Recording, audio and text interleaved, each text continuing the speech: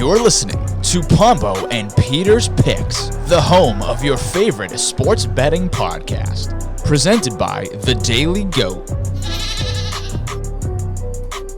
Hello and welcome to another episode of Pombo and Peter's Picks. I'm Jason Pombo with Peter Alves as always. How are we doing today, Peter? How we doing? Great week. Not a good week for betting. Lost every single one of my parlays, but it's all right. But Peter, you know what this week is, right? What is it? It is the Brady returns home this week. Oh, I didn't hear about that. They're playing this week? Yeah, I don't know if you heard, if you didn't see the ad, maybe there was on NBC. Oh, the Adele ad? No, I don't know. Yeah, the Adele ad. Yeah, no. You don't like Adele? No. That commercial, in all seriousness, plus some heartstrings. It's actually really sad. It was right after the Sunday Night Football game. I was like, really? They're already doing this?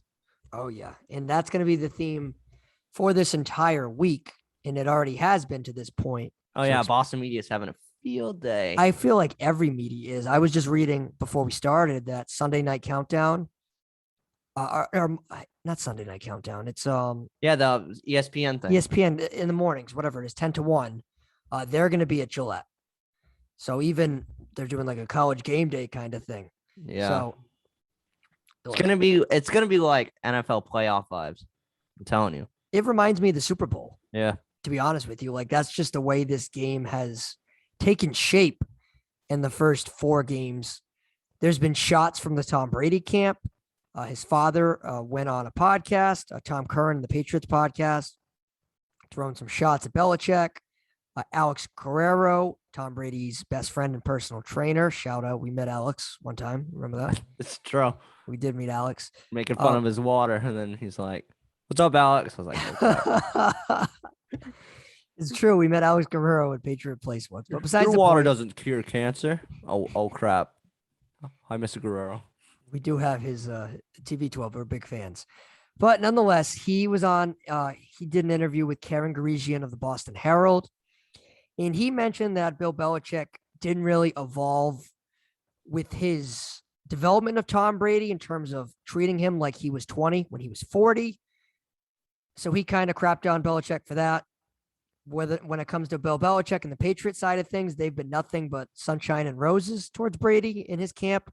Bill Belichick and his staff, including Josh McDaniels, Steve Belichick, Gerard Mayo, have left glowing reviews of Tom Brady and his era. Said on Wednesday that he wants to play. He thinks he can play to 50 now. Yeah, absolutely. And he said on Wednesday that he also said Tom was critical for him over the last 20 years and as good as it gets. Karen Garigian asked Belichick a question about like, hey, do you think game planning for Tom Brady is hard? And he kind of like gave her like the weirdest look in the world and was like basically like paraphrasing here. There is nobody better than Tom Brady and there has nobody ever been better than Tom Brady. So it's 2 different perspectives. But Peter, we'll get into the Brady Bucs game a little way through. So continue to listen for our Brady versus Belichick. We're going to talk about that later on. So be sure to keep on listening. But Peter, let's versus the GOAT. That's Edelman on the JE11.com. Check that out. But Peter, let's talk about your betting this past week, right? You said last week to start the show or to end the show, might have been both, that you said you'd go 5-0. You said this would be your best week. You felt real confident about your picks. So tell us how that went. Oh, listen, fade me all day. 1-4, only won on the Dolphins +4. It's all right. Overtime game. Lost Ravens -9. Ravens almost lost to the Lions. Sorry, Noah. Justin Tucker. It should have been a delay game, to be honest to you, but yep, it's fine.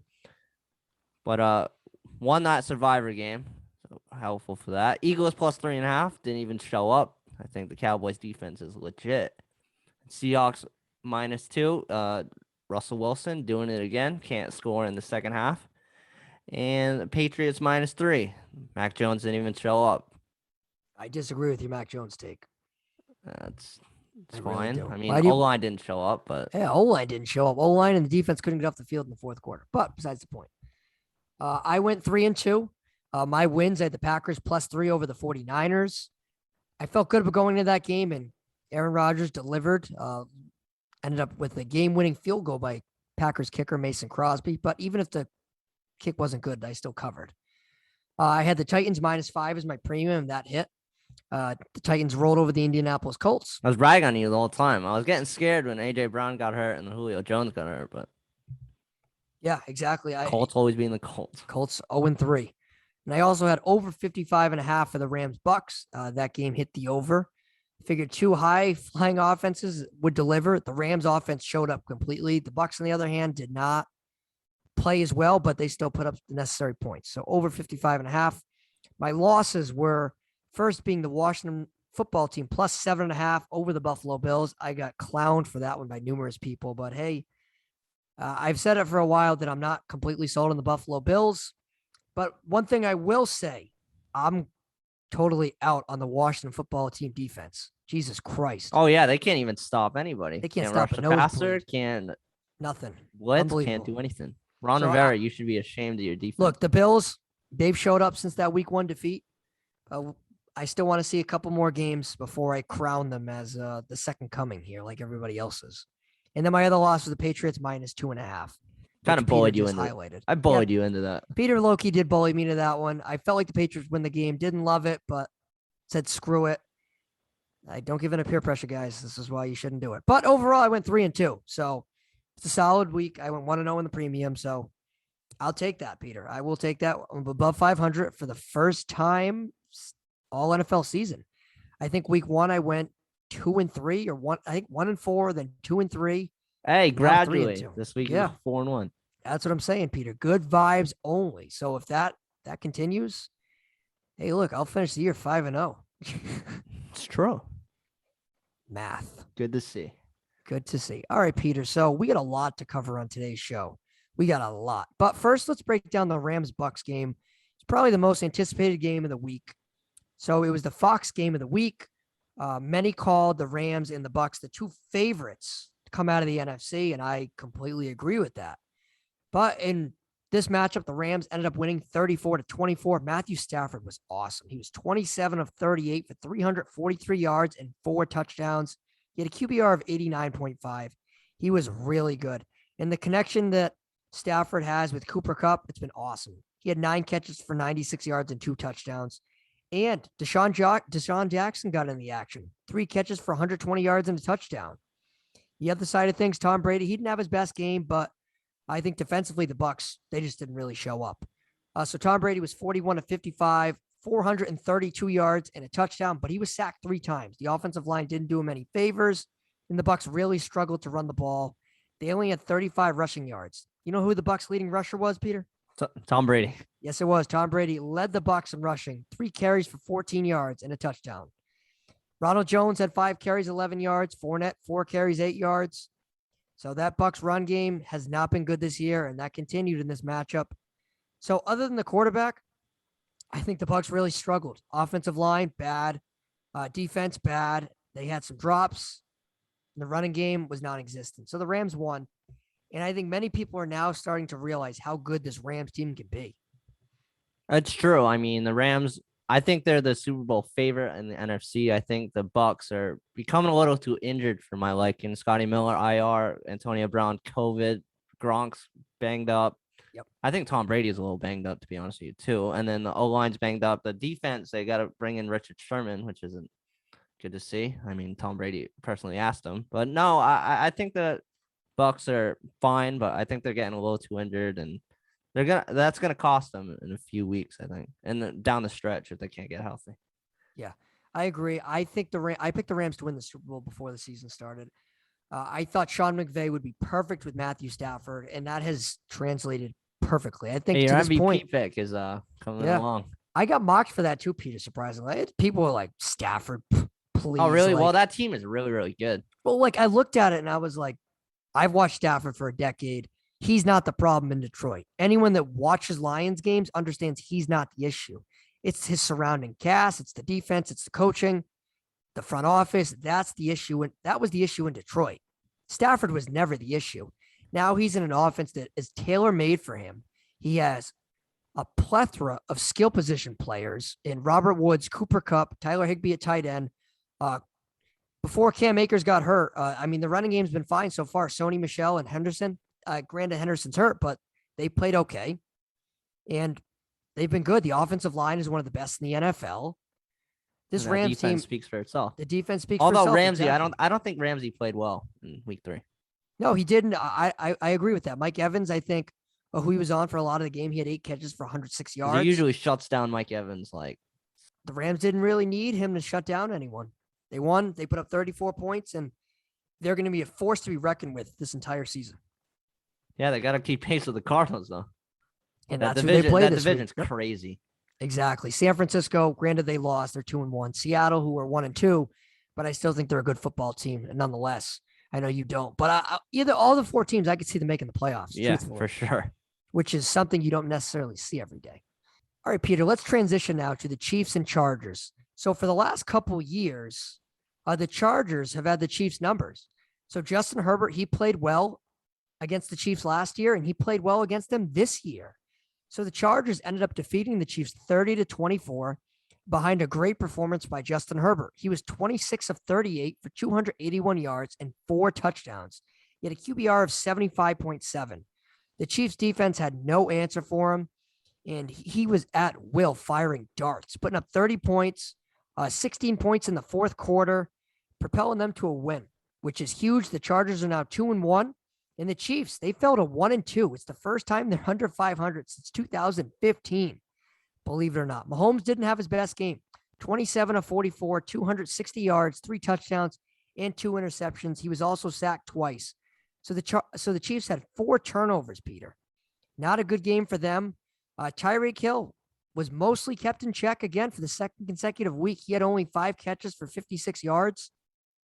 So the Chiefs lost back-to-back games. They lose this week against divisional foe in the Chargers, and they lose last week against Lamar Jackson and the Ravens. So I know after week 1, you were a little down about the Chiefs. You said that maybe they're not as good as people think they were. Do you still feel like that after they've lost 2 consecutive games here? Listen, they're the AFC West. It's really crazy. They're 4th place team looking in. I mean, they should be 0-3. The Browns should have won week 1. I think that defense is going to make them real problem for the Chiefs. I really do. And Patrick Mahomes, I think he's getting too cocky. I mean, those 2 interceptions were 2 no-look passes. I know one of them should have been caught by Travis Kelce, but still, I don't know. I think that team's low-key a mess. I think that defense isn't going to help them, and Patrick Mahomes is going to have to bail him out. And I don't believe in the Broncos because they haven't faced anybody. They're 3-0, and the Raiders are 3-0.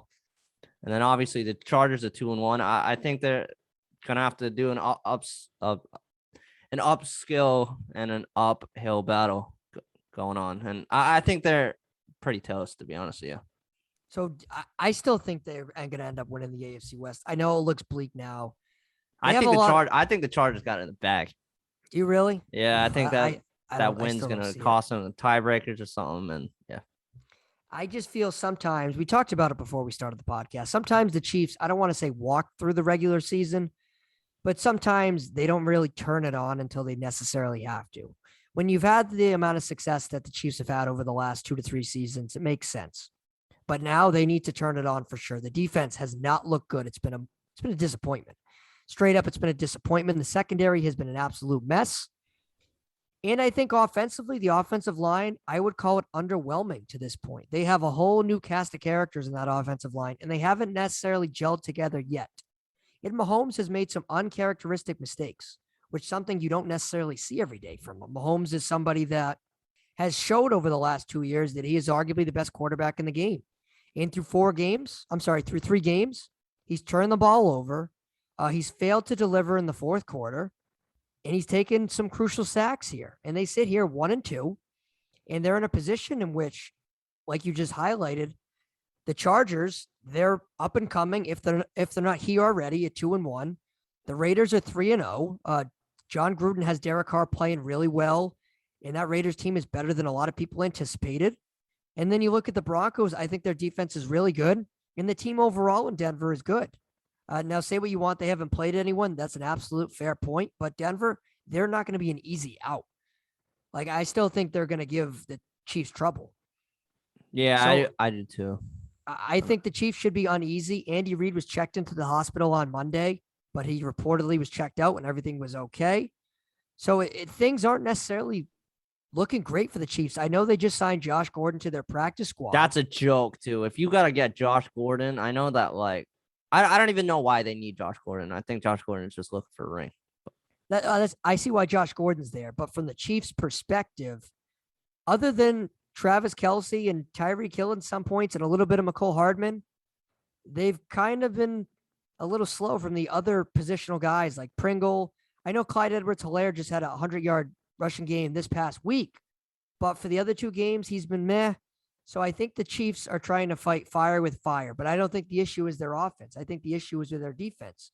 I think they should have been in on somebody like Richard Sherman, who just signed with the Tampa Bay Bucs yesterday.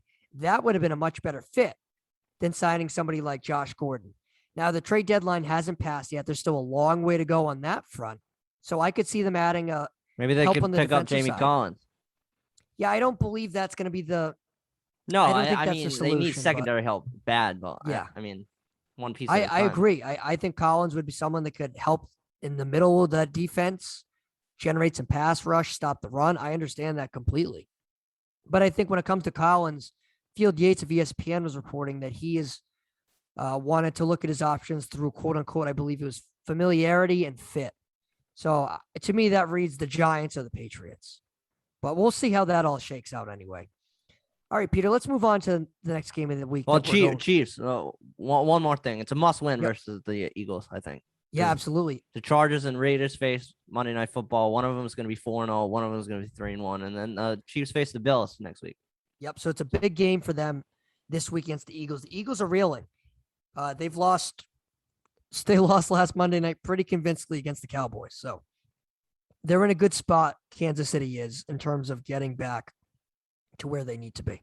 But if they All right. lose, geez, Oh, yeah, if they lose to Jalen Hurts and Nick Sirianni and those beat Dallas t-shirts, sound the alarms. sound the alarms. I'm out on the Chiefs if that's the case. All right. The Packers defeated the 49ers this week, 30-28 on Sunday Night Football. It's probably the game went right down to the wire. The game, like I talked about to start off the show, ended in a Mason Crosby game-winning field goal. Aaron Rodgers was really good in this game. 23 of 33, 261 yards and 2 touchdowns, QBR of 78. Devontae Adams, wow. A lot of people have crapped on Devontae Adams the last How are you couple not of years. concussed? How are you not That checked? too. But Devontae Adams is the best receiver in football right now, hands down. 12 receptions, 132 yards, and a touchdown. He was targeted 18 times. So to put this into perspective, Aaron Rodgers attempted 34 passes. Devontae Adams was targeted 18 of those.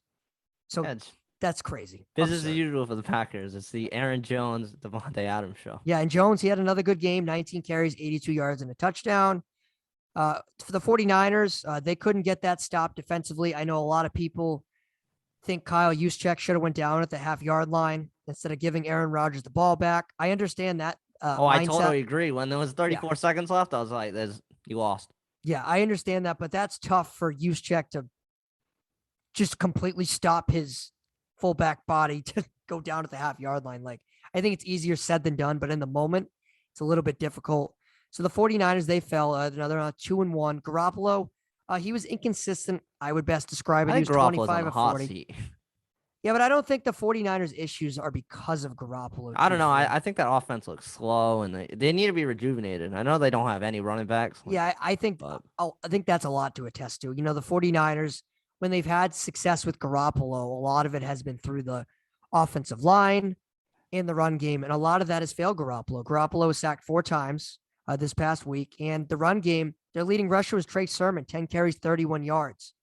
Kyle Juszczyk had 14 yards. Well, they're the only two left. Elijah what I Mitchell mean? off with the shoulder, and then obviously Yeah. all the rest. But I So mean, I- I mean, when they put in Trey Lance on that 4th and goal, obviously everybody and their mom knew that they're running the ball with Trey Lance. But I mean, I don't know. I think that Trey Lance will bring him a spark. Maybe he's not ready. I don't know. Yeah, I don't think he's ready. I really don't. I know I was listening to Mike Lombardi's podcast, the GM Shuffle, and he was talking, and he was just like, "Look, like I think in San Fran they see his potential, but to this point, I just can't see him ready. Like he's just not there yet. Now, will he be by week 10? Maybe week 12. Who knows? But I don't think the 49ers struggles offensively have been because of Garoppolo. Has he lit the world on fire? No. But I think a lot of it can be attested to the offensive line and the run game. That's just what I personally think. George Kittle, he hasn't really burst onto the scene as he has in previous years. I know he had a pretty good game this week, 7 catches for 92 yards. But Brandon Ayuk, who a lot of people thought would really be a catalyst for this 49ers team, has really taken a step back.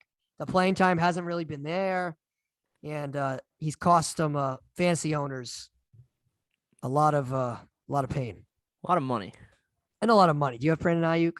No, I do not. I don't have any 49ers except Elijah Mitchell. Yeah, I have Kittle in one league. And Kittle, I mean, until this past week, he was kind of meh. But we'll see with the 49ers. They get a big week this week against the Seattle Seahawks. Divisional game. Those games always come down to the end. Do you remember in 2019, I believe it was, that Seattle-San Fran game on week 17 to decide the division and the wild card? Yep. And I think it was decided on like a play at the goal line. Yep. Like those two teams, they really fight. Kyle Shanahan and Pete Carroll gonna have their teams going hard. And tell you what, when you look at those games, I don't want to call them a coin flip game, but they're gonna come down to the wire. That's why the NFC West is the best division in football, and probably always will be. Like I'm not gonna tip my picks until the end of the show, but I'd be shocked if that game was decided by more than a touchdown. Yeah, I really would be. And I'm a little disappointed. Well, I shouldn't say I'm disappointed, but obviously the Sunday night football game should be Brady take on Belichick, but I wish the Seattle. Well, you see insane the 4:00 games. They're all great. Yeah, they're all great. Ravens, Broncos, Seattle, San Fran, of course, Rams, Cardinals. So there's some good ones. I just wish that Seattle San Fran game was the Monday night game of the week or something like that. That's small little. I think they just wanted to pick SoFi again. Yeah, for home opener, I think. So. I know. I don't think it's.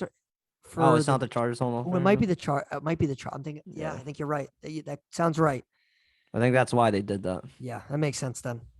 All right, Peter. Let's get in a couple other NFL topics before we start getting into the Brady versus Belichick matchup. So Justin Fields finally got an opportunity to quarterback the Chicago Bears, and it didn't go as planned for him or the Bears. And my one takeaway is Matt Nagy should not be the coach of the Chicago Bears today. No, he should have been fired right after they revealed that game plan. He should have been fired before the season. Like, I don't think he should have been back this year, him and the general manager, Ryan Pace. But that's what they decided to go with. And it's clear that, well, I tell you what, Peter, I don't want to toot my own horn here, but I talked about it in the summer, how that Bears offensive line is wretched. And I said, playing Justin Fields is not going to go well. Like, play Andy Dalton. Like, I tweeted it. Like, I said, play Andy Dalton. Despite the preseason and all the heroics there, the offensive line is awful. And Fields, 6 of 20, 68 yards, sacked for a whopping 9 times. Would you like to guess his QBR on a scale of 1 through 100? Probably 0. Ooh, a little higher. No, 19. Ooh, lower. 9. Oh, lower, 6. 6.0. Solid 6.0. I know people that have 6.0 GPA. Never mind a QBR. But Fields, not a good game, but you can't obviously pin a lot of the blame on him. The game plan was wretched. He did not have the necessarily tools to succeed. He shouldn't have been out there for the beginning. He's not ready, A. And B, he wasn't set up for success. Setting up a rookie quarterback for failure is something that you should not do. And Matt Nagy knows that. Nick Foles should have got the start. Now, a lot of people in Chicago would have been pissed. They would have said, let the kid play, yada, yada, yada. But no, don't let the kid play and get hurt or end up hurting his confidence, which would ultimately hurt the team down the line, which the Bears just put Justin Fields at risk to be. Now, Matt Nagy did not list a starter for week 4. He said that is a joke. Andy Dalton's the number 1. Foles or Fields. I guess he's going to spin a wheel. Spin old TJ Albin wheel. Spin it. If you know, you know. But I think this Bears team is wretched. I said that before the season started. I think Nagy is a walking corpse. And I said that Andy Dalton was there to pretty much bridge the gap. So Justin Fields will be there in 2022 with a new head coach. And this is just kind of a year to bridge the gap. And I totally feel that way now. And I totally feel that Matt Nagy won't make it till week 8. Here's my mini Bears rant. Ready? So I think that Matt Nagy had a game plan ready to go for Andy Dalton, and then just kept the game plan for Justin Fields, and they're two different quarterbacks, obviously. Where's like any Justin Fields runs? It didn't run at all. It didn't move the pocket at all. He's standing in the pocket, and I don't know. And when you don't block Myles Garrett, like, what are you doing? He was unblocked, like 3 of the 4.5 sacks that he got. Like, I don't get if you're Matt Nagy. I think that's all on Matt Nagy. I think you're just gonna kill Justin Fields. Like, confidence, I don't know.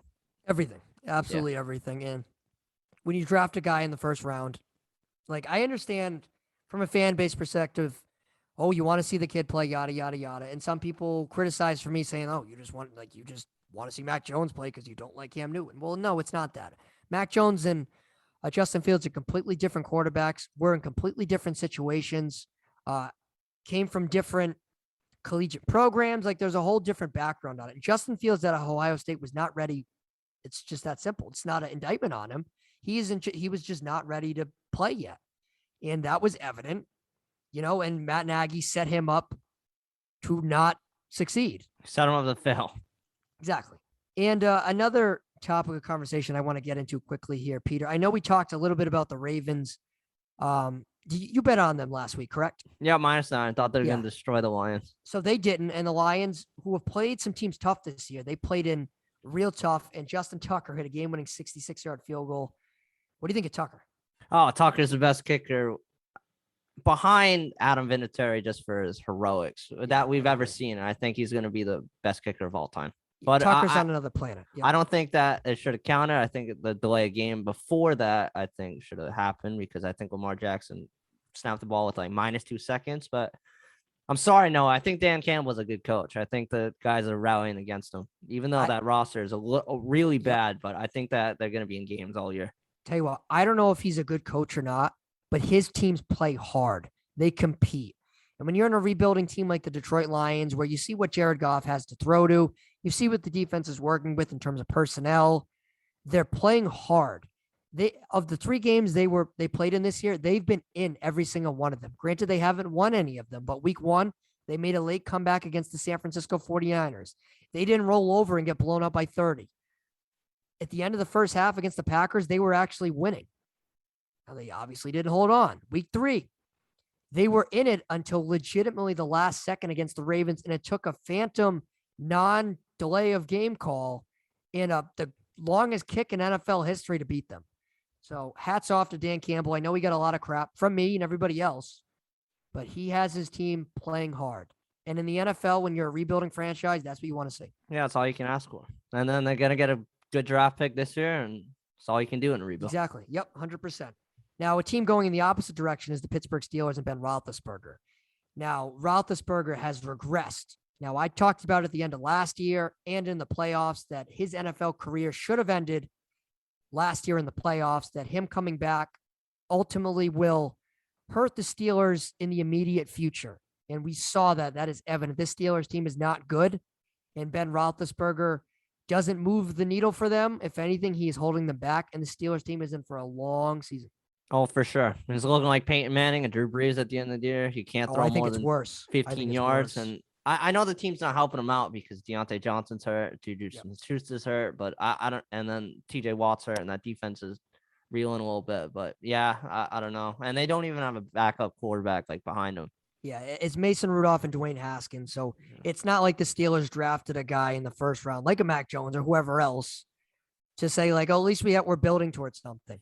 Yeah, they're building towards ride or die with Ben, and I think they're building towards a reclamation project in Dwayne Haskins and Mason Rudolph, who got his opportunity a couple of years ago and didn't really take advantage of it. So I think they're going to be fourth. To be honest with you, Bengals are looking pretty good. And and Mike Tomlin, Browns, and the Ravens, the Ravens. I thought Mike Tomlin was going to leave the Steelers until he signed that extension. So I think he's there for the long haul, but it's unfortunate for him because I think he shouldn't have signed that extension. I think he should have left for greener pastures. He had to know this was coming, though. When you let Ben back, you should have known. Exactly. I don't know why you put yourself in that situation. Now the Steelers, they're not going to win 3 games. They're going to go like 6-11. They're going to get like the 14th pick of the draft. and they have to hope a quarterback is there. Whoa, you hear the rumblings? I think About Aaron Rodgers? I think that Aaron Rodgers is going to go there. That would be interesting. Now, if they can pull an Aaron Rodgers or they trade for Deshaun Watson or No, Watson's know. going to Yeah. the Dolphins. I don't know if that's Kobe's a not the foregone answer, and conclusion. Tua's not coming through that door. So Maybe Tua will be the quarterback in Pittsburgh next year. you want to be 5-12? There you go. No, I think that Aaron Rodgers is going to go there. I really do. And a couple other final topics of the NFL are the Eagles. I know we just talked about them a little bit. Nick Sirianni. I thought after his week 1 win against the Atlanta Falcons, I don't want to say I bought in, but I bought into that offensive line and defensive line. And I was like, all right, maybe Sirianni is better than I gave him credit for, but no, he sucks. He's awful. Get that highlighter out of your hat. You're not that good. In his visor. Yeah. On top of that, the stupid Beat Dallas t-shirts. Like, what are you doing? Just bulletin board material. Like, what are you doing? It made no sense. They ran the ball like 3 times in the game. Jalen Hurts didn't have a good game at all. Hurts has struggled the last couple weeks. I like him though. He reminds me of a young Josh Allen. You remember when he used to drop back and just sling it? Just sling it. Yeah, I see what you're saying. He's just like running around and just making plays. He doesn't have the arm strength that Allen has. Like arm strength. He just does it with his legs instead of with his arm. Like, I feel like Hurts is going to get shafted though. Like, I think he's going to end up. I don't know. I don't think Sirianni's going to last more than 2 years, and then they're going to bring in a new head coach. And Hurts is just going to be like kind of like a Sam Darnold with the Jets. Oh, yeah. Like 4 offensive coordinators. Exactly. Like Baker Mayfield in the beginning. Yeah, exactly. Now, Mayfield is in a good situation now with Stefanski and company in Cleveland, but we'll see what happens with Hurts. And last but not least, who has a better chance of going 0-17, the Eagles or the Jets? The Giants or the Jets? The Giants. I think Joe Judge is going to get fired at the end of the year. They're going to win 1 game if they're lucky. Still the Jets. Still the Jets. Still the Jets. Well, I mean, the Jets might go 0-17, but I think Joe Judge is getting fired at the end of the year. I don't think, tell you what, from everything I've read about the Giants and people I've talked to that are like big Giants fans that have followed the Giants really heavily, they are pinning the blame on Dave Gettleman, the general manager. And I think Gettleman is going to be the piece that falls. I think Gettleman's gone. I think Jason Garrett, the offensive coordinator, is going to likely be gone. And I think Joe Judge is actually going to exuberate some more power in the organization. So that's what I think ends up happening. I think you can only make people run laps. Well, that's just how a lot of people are seeing it. And I think Gettleman is not a good general manager. So I understand that perspective. So I think that's what happens with Barkley? The Giants. I don't know if they. I think Daniel Jones. Year? I think Daniel Jones' experiment is over. I think Jason Garrett will be gone at the end of the year. Gettleman's gone at the end of the year, and it is the Joe Judge show. And I think they're going to make a real play at Aaron Rodgers in the offseason. That is my Giants take. They couldn't even win on the Eli Manning day. Sorry, Peter. Eli Manning's not walking through that door. What a joke. 2 middle fingers to that. Oh, he's a free agent after next year, Barkley. Saquon, yeah. We'll see how that shakes out. I think there's a new general manager there. I think it'll really be Joe Judge calling the shots. But I think there will be like a figurehead general manager. Now, we'll see how things go with that. And then the Jets, Seymour Zach, rest in peace. Yeah, the Jets, I think they're just an abomination. Zach Wilson has no shot to succeed. And Robert Saleh, it's tough to really judge how he's doing because I can't. He's terrible. He's in a position to fail too. It's not like Saleh set up for like Saleh and Wilson are set up to fail, and that sucks because I think Zach Wilson can play. Oh, I do too. But it's real bad. But he is not showing his ability. Well, he's not, again.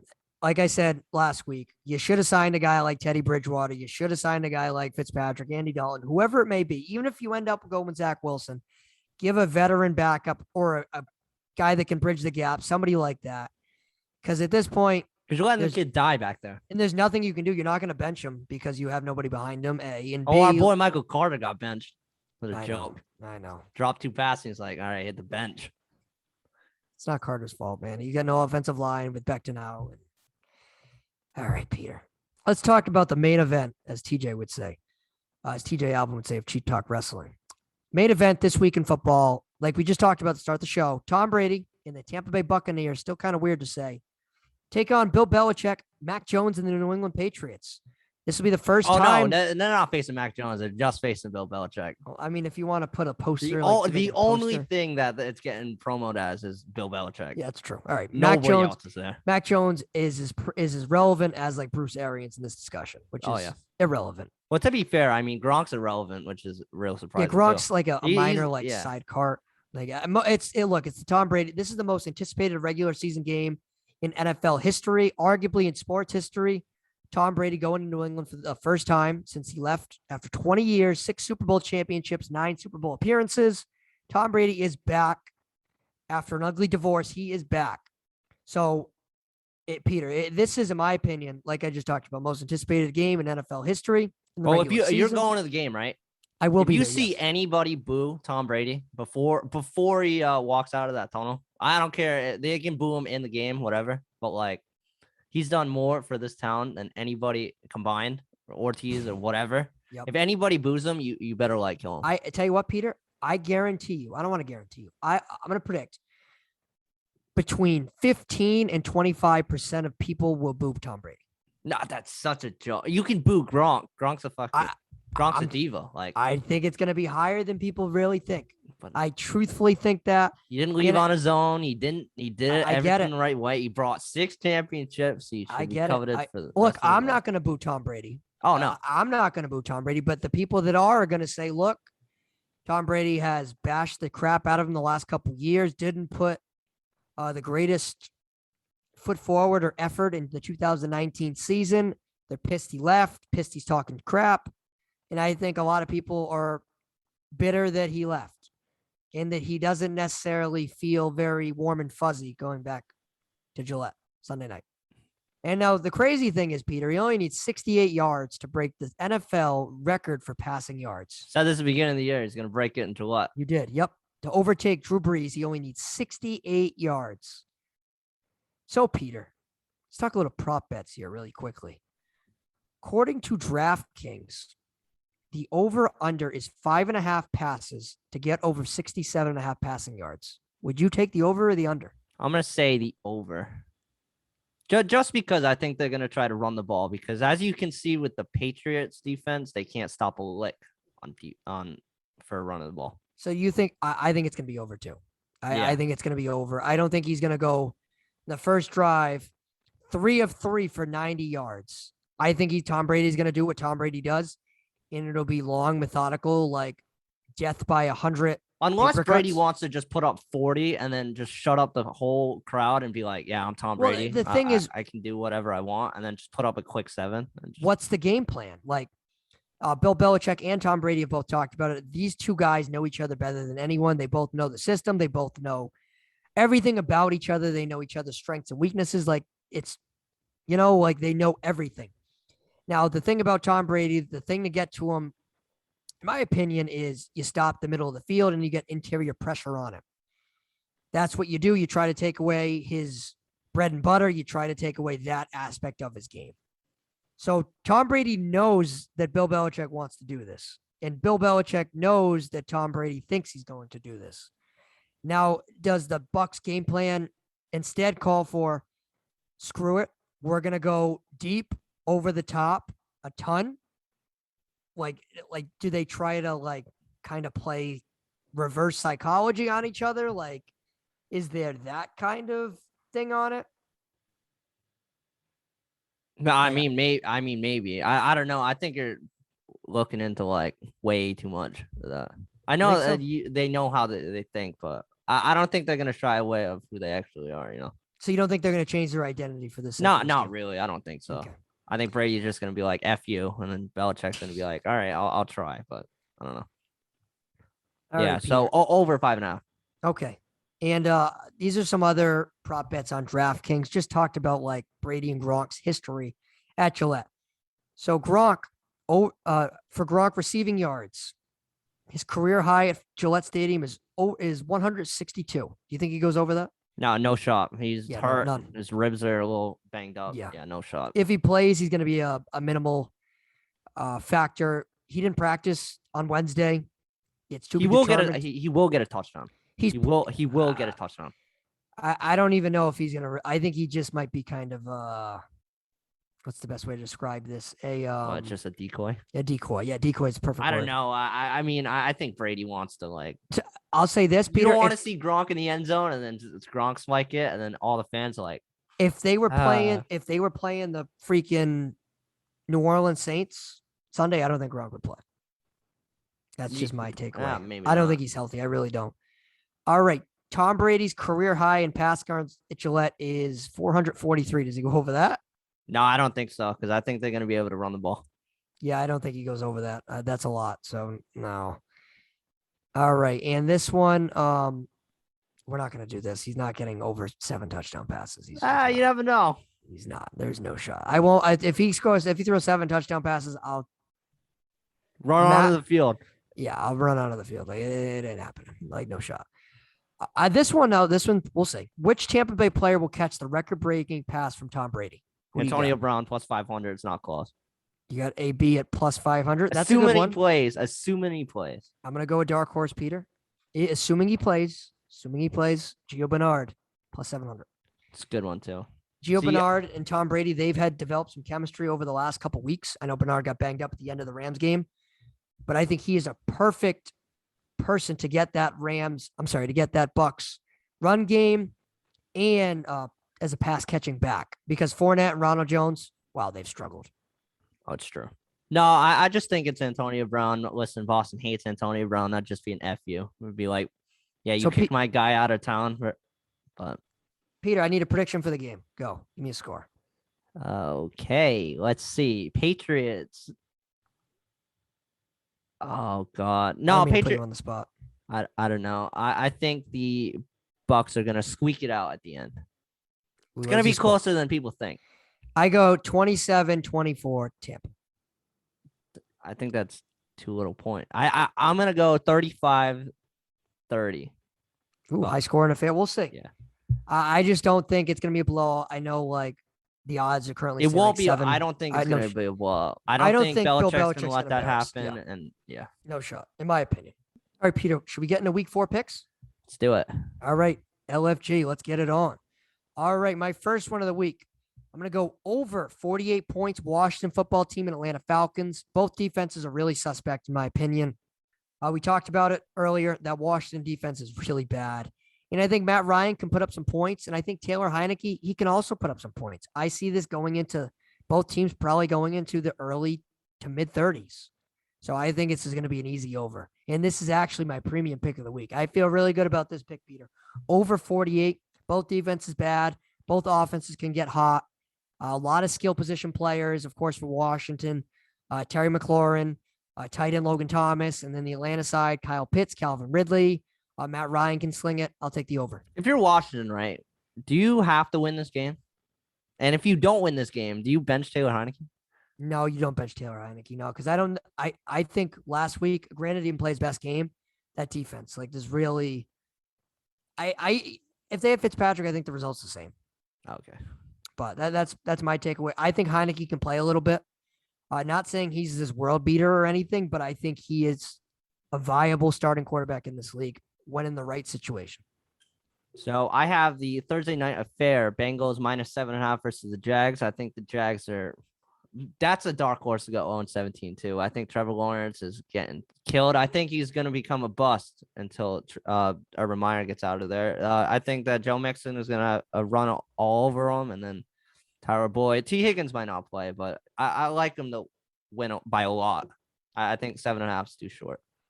My next one is going Detroit Lions. Shout out Noah Burns, roughing the basket. +3 over the Chicago Bears. We talked about how bad the Bears played last week against the Browns, and I don't see a lot changing. All right, tell you what, these are two bad rosters, two bad teams. One plays hard, the other doesn't. Which one am I going to go with? Who do you want as your bet? Who do you want the Bears to start for your bet? I think ultimately take Andy Dalton out because I think he's going to be injured. So, and then they go Foles. I don't think Fields does. I think then it would be Foles. I don't think Fields is getting back out there. I think that was an embarrassment last week, and I think if a similar result happens, Nagy will get fired. Like he'll get fired a week from today if they get sacked 9 times and stuff like that again. That won't There's no way he's going to open himself up for that kind of potential opportunity. But I like the Lions here. Jared Goff has played well. I know a lot of people crapped on Goff when he left the Rams. I wasn't his biggest fan when he was with the Rams. I attested a lot of his success to Sean McVay in the scheme, but he played well. And I think he's going to play hard, and the Lions are going to win this game +3. I think the Lions ended up winning this game. I like the Lions +3. I like them winning outright. I feel good about this one.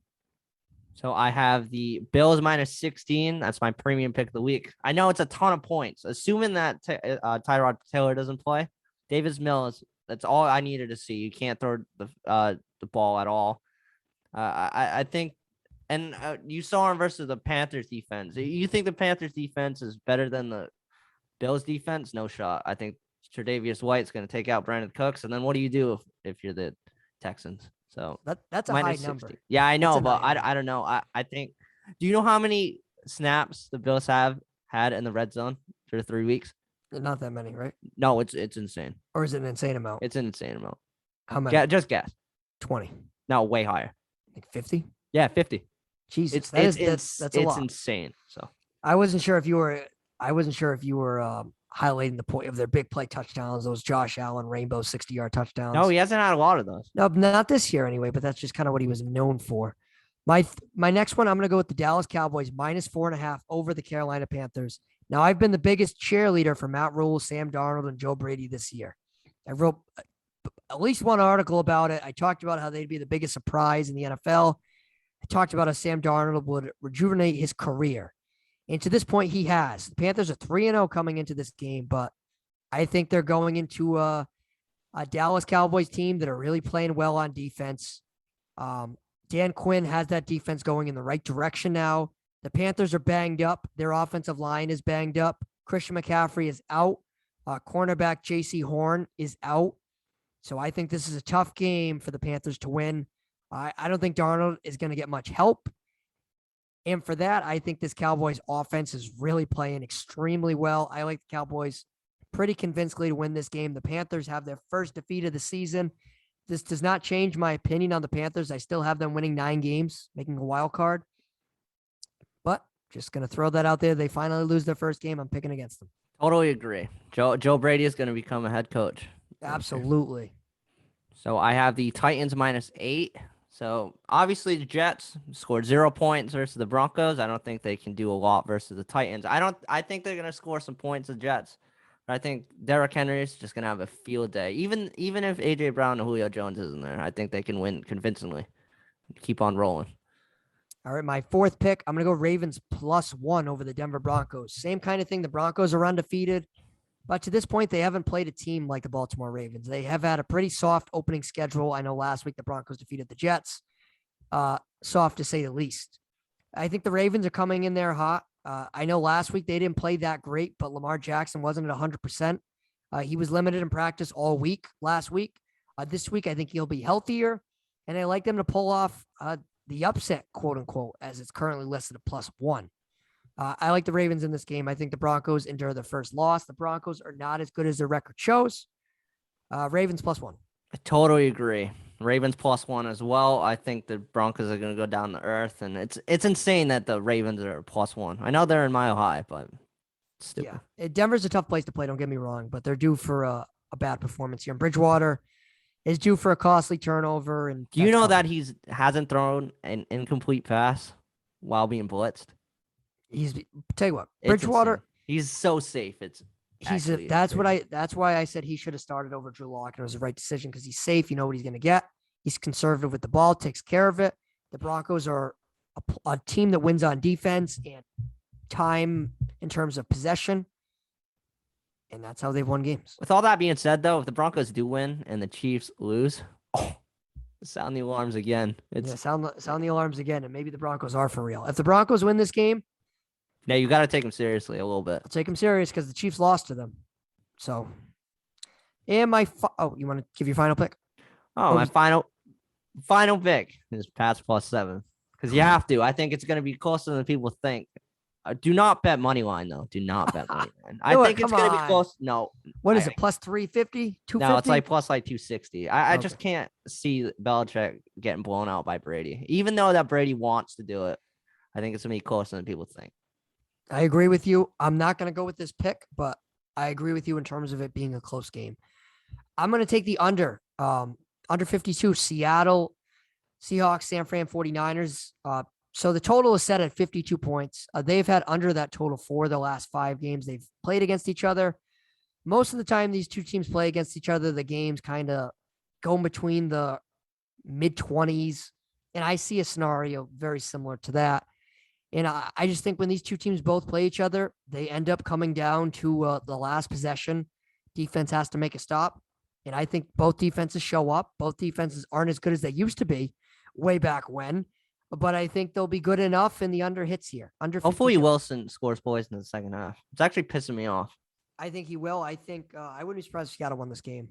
Yeah, really it's a must-win for Seattle, I think. Yeah, I mean, if they don't want to be down 1-3, like I don't consider it. We'll tell you what. They don't want to be 1-3, and then the Rams are 4-0. Yeah, in terms of the division, if they end up losing, the 1-3 is like, yeah, that's tough because San Fran is 3-1. The Rams will be 4-0 potentially, and the Cardinals could be 4-0 or 3-1. Now, again, this is a long NFL season, 17 games, a lot can happen, but those are our picks. And Peter, before we stop the show, can we give a little update on the MLB wildcard situation? Well, our survivor pick is the Bills. Oh, good call. But yeah, my survivor pick is also the Bills. So easiest pick you'll ever pick in your life.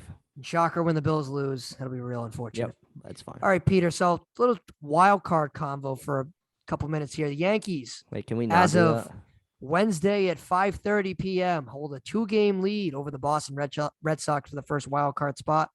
The Red Sox currently hold the second wild card spot. Seattle Mariners, half game out. Toronto Blue Jays, 1 game out. Oakland A's, 3.5 games out, barely clinging. NL side of things, it's already clinched, obviously, with the Dodgers and the Cardinals. So with the American League, now the next show we have, the wild card teams will be set. Who makes the wild card? I've been banging this drum for a while. Yankees, Red Sox. Even though the Red Sox, where's the game? Yeah, Yankee Stadium. I agree. I think the Red Sox are blowing it. They should have won on Wednesday. I mean, they should have won on Tuesday. They scored 3 hits on the Orioles. It's absolutely insane. Devers is turning into like 2017 Devers, and he can't even. He can't do anything. I don't know. That whole team is a mess. It's like the middle of the order too. You know what I mean? Like, JD can't hit. The heart of the order, like JD, Devers, like the guys that you really need in games like this when you're pitching. It's serviceable when you're pitching. Oh, that bullpen's a mess too. That bullpen. No, I'm not saying the bullpen isn't a mess, but Wednesday was a winnable game. Yep. It simply was. So I think the Red Sox win. I don't know. The Red Sox get the second wild card spot, and I think they ultimately probably lose to the Yankees. They're gonna get demolished by the Yankees if they make the wild. Oh, regardless who makes a wild card, they're gonna get demolished. You called the Yankees dead, huh? Yeah. I didn't call him dead. I thought that Anthony Rizzo acquisition, granted he hasn't been spectacular, but the Yankees pitching, well, they're deep. I'm praying the Yankees somehow lose it because they can't. Because I don't know. Because they're gonna demolish the Red Sox in the wild card game. Yeah. Well, next week, Peter, we will recap Brady versus Belichick. We'll get into some MLB playoff conversation, break down Week 5 NFL games, and Peter, a couple weeks, we're going to start talking some NBA action because training camp started this week. Hell yeah. Give my boy LaMelo Ball #1 NBA. What a joke. All right. Well, thank you all for listening. We're going 5-0 each. 5-0 each. We will combine for a 10-0 record. You heard it first. Promise. Maybe I'll go 4-1 because I'm not confident in the Pats, but stay hot. Tua sucks.